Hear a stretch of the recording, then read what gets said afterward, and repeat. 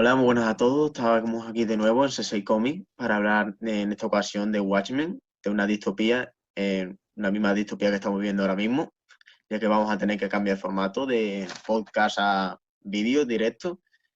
Eh, bueno, ya que la primera toma que tuvimos con Joker tuvo bastante aceptación, pero se nos criticó que íbamos un poco lentos y muy esquemáticos y tal. Vamos a intentar ser más Más sueltos, vidilla, más fluido. más fluido. Y pues eso, ahora empezar, vamos a hacer una breve introducción por Alberto, que es nuestro librero de Sensei Comics, y a ver qué nos dice. Hola, buenas. Pues vamos a hablar de un cómic que es un auténtico fenómeno mundial. Supone un salto cualitativo en todo lo que es tanto el cómic, como industria y como medio, tanto a nivel general como a nivel específico de superhéroes.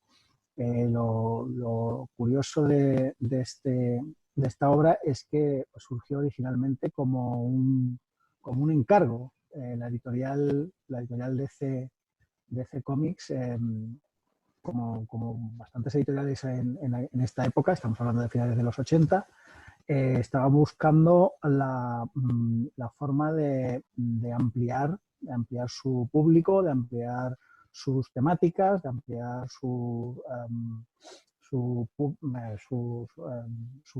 forma de acercarse al público y encargaron, bueno, establecieron contacto con una serie de autores británicos principalmente, y entre ellos estaba Alan Moore, que lleva una trayectoria bastante singular, bastante interesante, y le encargaron aprovechar una serie de personajes que habían incluido hacía poco en el catálogo de DC Comics, cuando esta editorial compró otra editorial anterior que se llamaba Charlton Comics, y aprovechar estos personajes para hacer pues una ampliación del catálogo, presentarlos, hacer como si dijéramos una introducción, ¿no?, de estos nuevos personajes al mundo, ¿no?, al universo de DC Comics. Entonces, Alan Moore, la verdad es que se tomó el encargo muy a su manera, y el rumbo, el enfoque que le dio fue tan radical y tan fuera de lo habitual, que la editorial decidió que era imposible, ¿no?, mantener la continuidad con el estilo, con la forma tan específica y tan novedosa en la que Alan Moore había hecho uso de esos personajes. Por lo tanto, pues a partir de estos personajes lo que hicieron fue crear personajes nuevos, entre comillas, que eran un trasunto de los originales, y dándole forma de novela gráfica terminada, cerrada, ¿no? Al final es una historia en la que no hay una conexión directa, ¿no?, con lo que era originalmente DC Comics, sino que es una edición limitada en la que en 12 números se cuenta toda la historia, y se da por terminada, ¿no? Bueno, pues aquí en las imágenes tenemos la primera portada de Watchmen, que fueron 12 números. Todo esto fue diseñado previamente, ¿no? Para como si fuese un reloj, ¿no? Como el juicio final que se anuncia en el cómic. Luego aquí tenemos el hombre este de las barbas, a ver si lo puedo poner aquí. Alan Moore, aquí está el hombre, esta es una foto relativamente de hace poco. Aquí a Dave Gibbons, que es el artista, el dibujante. Luego que tenemos el logo de Vértigo, que fue una rama de DC Comics que se encargó de publicar los cómics adultos, ¿no? Como La Cosa del Pantano, creo, ¿no? V de Vendetta, varios cómics. Sí, Hellblazer también, También eso, Fábulas, Constantine, todo lo que todo lo que Constantine, fuese de efectivamente. adulto y sin temática que no fuese para adolescentes. Sí, venían de la editorial MC, veían Mm, Era como... 2000 AD, cómics de ciencia ficción, cómics de distopía futurística, bastante heavy y mucha Claro. imaginación y entraron en el mercado estadounidense pues dando la Mm, nota, la verdad. que fue gracias, bueno, pues a este cómic también al regreso del Caballero Oscuro con Frank Miller, ¿no? Fue como así en los años 80 Efectivamente. como se cambió un poco los cómics, ¿no? Que fue en el 80, la serie fue publicada del 86 al 87 en estos 12 números. Y bueno, luego aquí tenemos dos páginas, la que Juan, que es nuestro dibujante, a ver que si nos puede dar un pequeño análisis de cuál era el estilo de este autor y tal. Bueno, lo que tenemos es el esquema de 9 viñetas, o sea, 3 calles y 3 columnas, total una rejilla clásica del cómic de toda la vida, pero utilizando pues eso, las licencias de hacer una panorámica, un ritmo de lectura que hoy día es muy difícil de encontrar porque ya el cómic es casi todo pues cinematográfico Mm, o a ritmo de televisión, pero que cuando se retoma es ese espíritu de la narración sin muchas innovaciones de páginas completas, rotura de los marcos, sino que es el cómic por excelencia, ¿no? Bueno, también hay que tener en cuenta que esta estructura está integrada así en el cómic a propósito, no es simplemente siguiendo unas convenciones, que de hecho Alan Moore lo que pretendía era todo lo contrario, romper las convenciones, pero haciéndolo desde dentro. O sea, utilizar esas convenciones para deconstruir, se utiliza mucho este verbo cuando se habla de estos cómics, mm. para deconstruir esa misma tradición, esas mismas convenciones. Sí, a nivel narrativo es la temporalidad, o sea, el unirte 2 viñetas, daros cuenta que desde el minuto 1 la primera portada es el reloj y, o sea, cuando tienes el primer número y giras la contraportada del cómic, tienes el reloj que es algo presente, ¿no? Tienes un conteo constante, 1, 2, 3, 4, 5 y es fantástico, ¿no? Efectivamente, Aquí de Alan tengo, Moore. sí, Perdona, sí, dime. nada, que aquí tengo el cómic original, a ver si puedo enseñar Sí, la primera página. Esta es la que se muestra aquí. Eso es ya historia exacto, sí.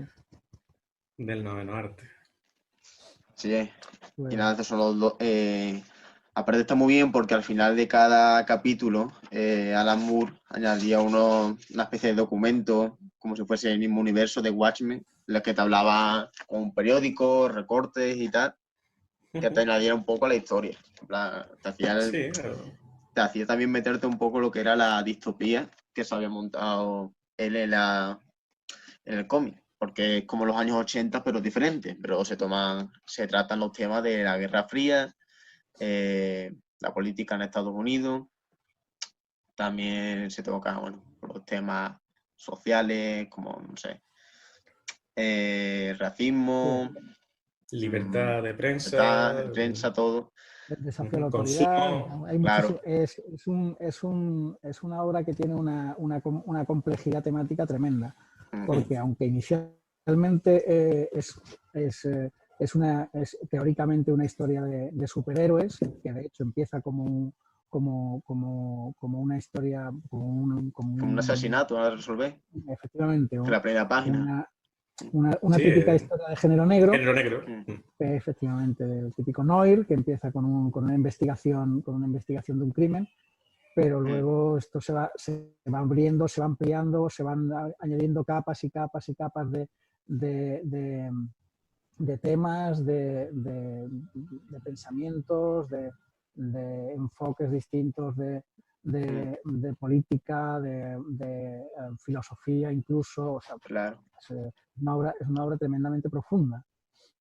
Por eso mismo he Y elegido yo estas dos imágenes, ya que como podemos ver, en la derecha, la primera que tenemos aquí, tenemos lo que viene siéndose el recorte de Rorschach, que es uno de los protagonistas, ¿no? Que como nos cuenta un asesinato que ha habido al principio de la obra. Y luego aquí tenemos a la izquierda otra página que no tiene nada que ver, que tenemos a un personaje que es Doctor Manhattan en Marte. Por lo tanto, ya de por sí se nota en estas páginas los diferentes temas que pueden tratar, porque no tienen una cosa que ver con otra ninguna. Y sin embargo, pues saben mezclarlo perfectamente. Parte del esquema que se utiliza en el cómic es entre otras muchas cosas, es ir de lo particular a lo general. Por eso la historia empieza con un hecho particular y luego va avanzando hasta que el final es tan general como que es mundial, ¿no? Toda la trama que ocupa. Qué curioso, ¿no? Como ahora. Yeah. Sí, efectivamente, eso es algo que estamos viviendo directamente. Y todo, bueno, hablando de estructura y de narrativa, pues el hecho en sí, por ejemplo, que hablábamos de las 9 viñetas y tal, y todo esto tiene que ver con la estructura circular y con los diferentes paralelismos que se van estableciendo a lo largo de la narrativa, en la que van avanzando en diferentes historias a la vez. Y eso tiene que ver, por ejemplo, también, por ahí todo tiene que ver algo con algo. Todo tiene que ver también con la figura del Doctor Manhattan, que es un Sí, eso existe, que no lineal, sino efectivamente, total. es un ser omnisciente, lo ve todo a la vez. Y al mismo tiempo tiene que ver también con su historia como hijo de un relojero, que ha estudiado para relojero. Entonces, toda la estructura del cómic está estructurada como un puzzle, como una pieza de relojería. Es un continuo ir y venir de referencias y de afinidades. Bueno, pues ahora vamos a hablar un poco de los personajes. Ya lo hemos mencionado anteriormente, Doctor Manhattan. Este es el único héroe que tiene poderes realmente. Hemos dicho que es omnipresente, o sea, omnisciente, que él está en todos sitios a la vez, puede manipular la materia, puede teletransportarse. Básicamente es un dios. Un Superman. Superman, lo que pasa es que puede... Más que Superman, incluso. Sí. Lo que pasa es que el problema de este personaje no es que no llega a tener empatía con las personas. Ha perdido ya, él ya no es un humano. O sea, él como que sobrepasa la humanidad y es es como la crítica que hace Alan Moore a Dios, ¿no? Dios lo puede todo, pero sin embargo deja pasar a todo. No sé por qué. Yo creo que también, sí. También tiene que ver con el desarrollo del personaje. Como decía antes, todo el cómic está traspasado por líneas argumentales que van avanzando en una determinada dirección. La del Doctor Manhattan también es una línea argumental que va desde lo particular, que es una persona normal y corriente, un científico que tiene su vida normal, y tiene pues, su pareja, su trabajo, hasta llegar a convertirse como estabais diciendo, en un trasunto de Dios, que evidentemente en todo ese desarrollo el final último suyo, como decíais, es que termina siendo más que humano, por encima de lo humano. Tiene que ver mucho también, esto es un concepto muy típico de la filosofía de Nietzsche, el superhombre, el hombre que supera las barreras de la humanidad. Y Alan Moore, claro, lo que como dice Raúl, lo que critica es que llegado a ese punto se desconecta de la propia humanidad. Somos hormigas para él. Claro, ya llega un momento en que su capacidad de ver el universo en conjunto hace que la Tierra y los seres humanos sean un punto minúsculo dentro de todo lo que él ve. Vale, bueno. Claro, dentro de la progresión de lo que es la historia en sí. Después está el punto de inflexión, que es maravilloso. Es el regalo que le da a todo lector para decir, joder, ¿verdad, tío? Es filosofía, prácticamente. Bueno, el siguiente personaje es Rorschach, que es para muchos su favorito, dado que, bueno, así brevemente podemos decir que es un personaje que tuvo un pasado traumático, que le marcó de por vida, ¿no? Y que actualmente es un justiciero sin poderes, que usa la fuerza bruta para acabar con todo. Es un personaje que no ve nada más que ve en blanco y negro, no ve grises. Es un poco un Batman, ¿eh? Sí, Sin... no me ha parecido a Batman, pero... No, no es tanto, no es tanto porque claro, la cuestión está en que Batman tiene unos el Batman detective, el Batman con su trauma, el Batman que sale de noche. Claro, pero los conceptos morales de Batman no tienen nada que ver con Rorschach. Este hombre, como dice Raúl, es maniqueísmo puro y duro. O sea, para él solo hay lo bueno, lo malo y no hay escala de grises. Claro, de propia máscara es claro, el tema está en que... de blanco y negro y formas. Eso es, la máscara lo define, efectivamente. Es una máscara en blanco y negro en la que el blanco y el negro, aunque están en continuo movimiento, nunca se mezclan. Entonces, todo esto son conceptos que en su momento discutían Alan Moore y Gibbons, el dibujante, con respecto a lo que es el diseño de los personajes, ¿no? Y en concreto, el test de Rorschach. Efectivamente, en concreto pues le dieron estas características que son evidentes en su aspecto, ¿no? Bien. Bueno, ahora vamos a hablar de Ozymandias, otro gran personaje, se puede decir, bueno, sí, no podemos aquí decir spoiler por ahora, esto es la introducción. Ya. Digamos que es el hombre más rico y más inteligente del mundo, es como el hombre que se ha hecho a sí mismo desde el inicio. Él iba a tener una gran fortuna, sin embargo él la rechazó y empezó desde nuevo, ya que tenía Alejandro Magno de ídolo. Su ídolo favorito, su personaje referencial es Alejandro Magno y los faraones de Egipto. La simbología constante en todo, la empresa, el propio peto pectoral con la pirámide del ojo es constante. Claro, también tienes que tener en cuenta que la pirámide y el ojo es el símbolo que hay en el dólar. Sí, total. O sea, es que aquí, como ya estábamos diciendo antes, o sea, Alan Moore no hay muchos niveles de lectura. Sí. O sea, hay una cantidad de referencias y de vínculos que te puedes tirar años explorándolo.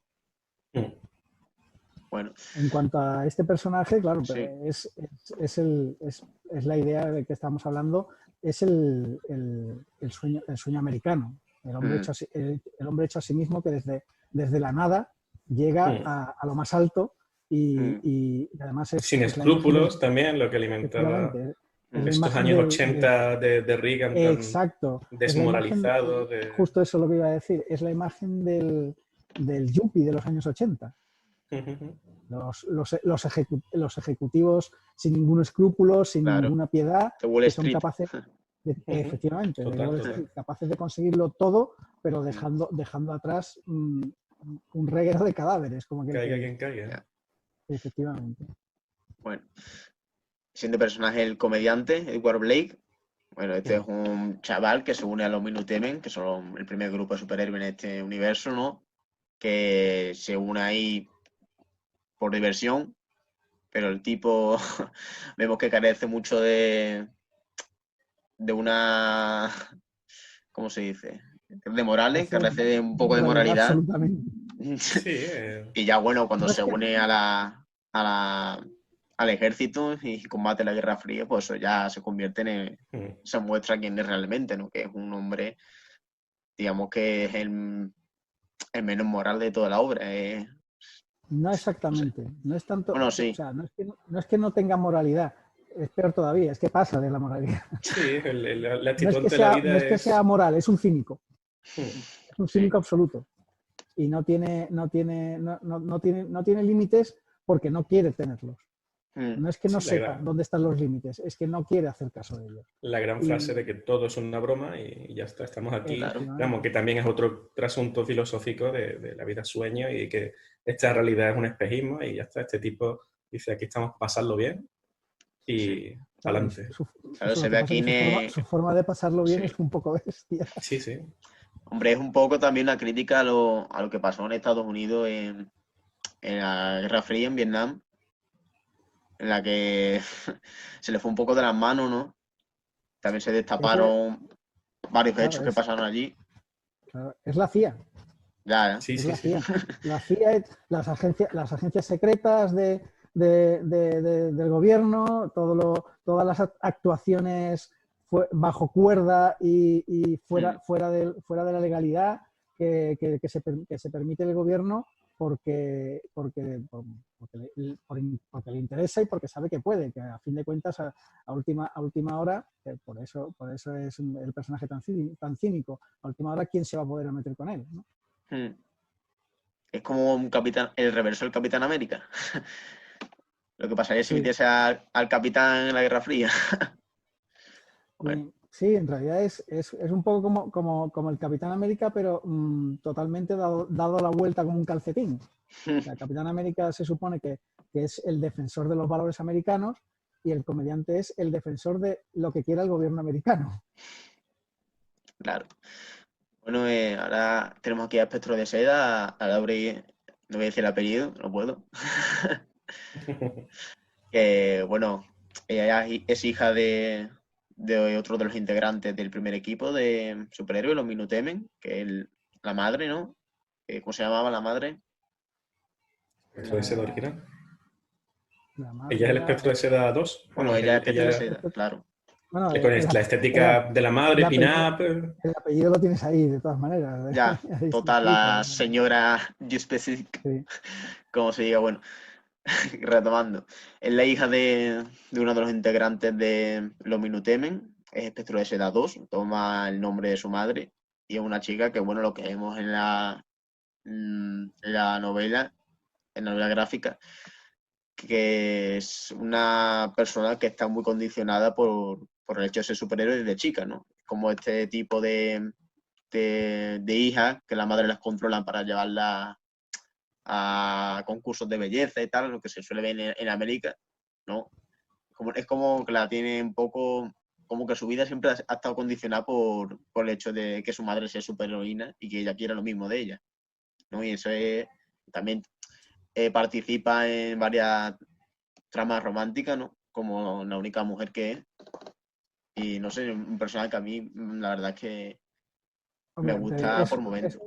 es un personaje que ejemplifica la división entre generaciones. O sea, como decía, su madre está empeñada en que ella tiene que ser su heredera, tiene que llevar la misma vida que ha llevado ella, o incluso mejor. De hecho, su obsesión es que sea mejor Espectro de Seda de lo que fue ella originalmente. Entonces, la chica Laurie se ve condicionada desde pequeña a vivir una vida que no es la suya, sino la de Sí, sí. la que quiere su madre, ¿no? Uh-huh. Ella se ve abocada a ser algo que no sabe siquiera si quiere serlo porque no ha conocido otra cosa. Así es. Bueno, y el último personaje, Búho Nocturno, Dan Draper, que este también es una segunda toma de un héroe, ¿no? Es el El segundo primero fue Búho Hollis Nocturno. Mason, el primer Búho Nocturno en los Minutemen. Este fue pues empezó siendo su sidekick, su ayudante, y luego se convirtió en nuevo Búho Nocturno. Un personaje que bebe mucho de Batman. Básicamente lo que le hace superhéroe, la tecnología que tiene, su nave Búho que está ahí detrás, el traje. Cierta parte de la estética, sí. Sí, la estética es muy parecida, incluso se parece a la contraparte de Batman en Tierra 2, ¿cómo se llamaba? Al hombre búho, Nightman, ¿cómo era? Ullman, Sí. eso, Ullman, Ullman. efectivamente. Y es un personaje que la verdad que es el más normal, es el más Humano. humano, el que tú lo ves y dices, tú, este no está colgado, él y la chica, él y Laurie, pero bueno, algo sí, ¿no? Porque se viste de búho, pero yo diría que es el más...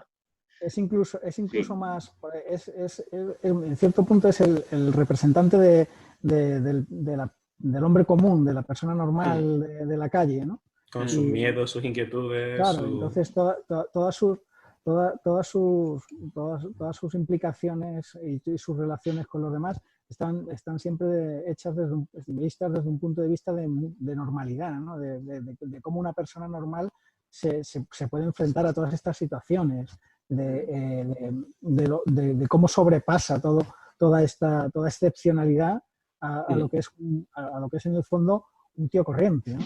Y que trata de llevar adelante todas estas cuestiones excepcionales como buenamente puede desde un punto de vista del sentido común más habitual. Y en cuanto a lo que del diseño, bueno, esto fue cosa principalmente de Gibbons, que fue el que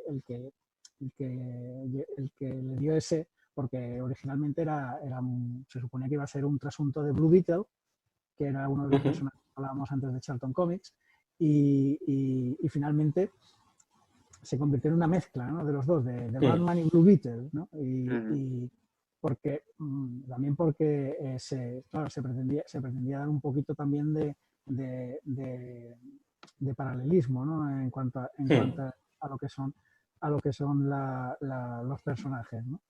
Tendríamos que hablar un poco también de los dos grupos, los Minutemen, procedentes de la Edad del Oro del cómic, y después esta nueva remesa, años 70, sí, porque 80, con personajes que vuelven a ser, ¿no? Igual que hay mucho metalenguaje de cómic en todo esto, ¿no? Hay muchísimas referencias que son de homenaje, lo que hablábamos antes, y de deconstrucción también, ¿no? Sí, mientras se hace un cómic se habla del propio medio, Exacto, efectivamente. De hecho, parte de la documentación, entre comillas, que hablaba Raúl antes, es un cómic que se lee dentro del mismo cómic dentro de los secundarios. El cómic del navío negro, la historia de pirata. Exacto. Conversaciones de personajes que están de fondo de toda esta historia, el kiosquero con el chico. Todo eso viene a dar una sensación, porque eso era uno de los objetivos de Alan Moore, de dar una sensación de realidad, de normalidad en todo esto, ¿no? en toda esta historia. De tal manera que todo pareciera un trasunto de la realidad que vivimos nosotros.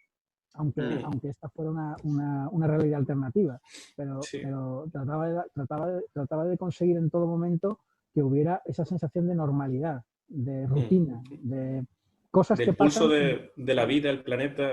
Son dos obras, ¿no? Tanto el regreso del Caballero Oscuro, también toda la utilización del lenguaje gráfico con las pantallas de televisión, el más media que existe, aquí la prensa, referencias al libro. Es la idea de que hay un mundo más allá de los superhéroes. Desde luego, con estas dos obras se tomó otro rumbo a la hora de la narrativa gráfica. Bueno, ya hemos hablado de la obra bastante, ¿no? Ya hablar más sería entrar en spoiler, así que ya quien vea este vídeo y se vea, le haya gustado lo que ha oído, el cómic está, no sé, 6 cómics, obviamente, hay muchas versiones de él. Y ¿Enviará por correo? Sí, ahora mismo lo único que podemos hacer es enviar por correo. Nadie puede ir a la tienda. Ya, ahora está difícil, pero bueno, es un buen cómic, ya sea para ahora para el verano, que a mí yo lo leí, no hemos hablado de cómo lo leímos por primera vez. Estupendo, venga, adelante. Ya para finalizar este bloque, yo conocí el cómic por la película de Zack Snyder, que hablaremos más tarde, y la película me gustó bastante, más que nada por la estética. La historia estaba muy bien, pero no sé, tampoco, como éramos jóvenes, pues no le eché mucha cuenta. Luego el cómic lo leí relativamente después, se lo compré a Alberto, creo. Y la verdad es que me lo he leído 2 veces. Ya, esto me gustó mucho. Me gustó más la segunda vez que la primera, porque es un cómic que es muy entretenido, pero no un cómic cualquiera. Se puede leer, puede ser tan complicado como una novela, así que digo en complejidad de historia, ¿no? Porque no es una historia superheroica convencional, y lo recomiendo mucho, la verdad. Bueno, sigo yo. Sí. Y vamos para atrás. Yo que soy Venga, una sí. generación que vendría antes que la tuya, pues yo este cómic recuerdo descubrir las tiendas especializadas de cómic y todo el género en los 90. Recuerdo los colegas que tenía mayores que me decían, esto tienes que leerlo, esto es una maravilla. Y bueno, a ver, un chico que venía de la parte superheroica, el tener contacto con esto así más denso, más profundo. Recuerdo que fui a la tienda especializada que teníamos teníamos 2 tiendas en Sevilla y compré el número 1. Que yo no era como a lo que yo estaba acostumbrado, pero me hice con la obra con este formato, no como los de ahora que tenemos de tomos, sino que eran los recopilatorios, ¿no? 5 números retrapados y otros 5 números. Y la verdad que lo intenté leer en un par de ocasiones, pero llegaba a una densidad que no me enganchó. Hasta que cuando ya con un poquito más de madurez, fue del tirón. Y claro, la sorpresa final es alucinante. Y recuerdo eso, el pararme y decir, no doy crédito a que esto se puede hacer en cómic. Supongo que es lo que vivió toda la generación, la sociedad, por eso está encumbrado como una obra cumbre, o sea, una obra punto de inflexión, que el decir, ostras, tío, me has llevado todo el camino para esto. Y eso, incluso para esta resolución, recuerdo eso, que me estalló en la cabeza y lo flipé. Y me lo volví a leer de nuevo desde el principio, que es lo mejor de la obra. Volver a darle la segunda lectura y decir, hostia, esto es una maravilla. Así es. Alberto. Pues en mi caso, claro, la experiencia fue de absoluta novedad. Yo no tenía ninguna referencia, no tenía ni idea de qué iba esto. O sea, de hecho, yo ni siquiera lo compré. La primera vez que lo leí fue un préstamo de un amigo que tampoco me dijo nada. Yo creo que un poco como diciendo, Ahí lo llevas. ahí lo llevas, a ver qué te parece. Vamos, yo sí lo leí entero de un tirón, pues los tenía todos los números, este amigo mío, y fue una auténtica patada en la cabeza. Claro. De estas veces que te quedas en plan de no doy crédito. ¿Qué ha pasado aquí? ¿Esto qué es? ¿Dónde estoy? ¿Qué ha pasado? ¿En serio? Sí, Esa sensación de decir, ¿en serio está pasando esto? Sí. ¿En serio? No, o sea, simplemente ni siquiera llegar a eso, sino un momento. No sé dónde estoy. Esto me ha superado. Y efectivamente, como le suele pasar a la mayoría de la gente, lo tuve que volver a leer. De hecho, lo he vuelto a leer varias veces después de la primera. Y es una obra con tantísimas capas, niveles, referencias, que volver a releerla al cabo del tiempo hace que lo vuelvas a disfrutar, porque tú ya no eres la misma persona que leyó el cómic por primera vez. Y eso hace que lo veas de manera totalmente distinta. Y que descubras cosas que en su momento pasaste por alto o veías de otra manera totalmente distinta. Por eso es una obra tan recomendable. Bueno, vamos a finalizar este bloque. Ya hemos hablado de la obra original. En el siguiente hablaremos de la expansión con las películas, la serie, nuevos cómics que sacaron. Así que muchas gracias por vernos y nos vemos en el siguiente vídeo. Hasta luego. Hasta luego.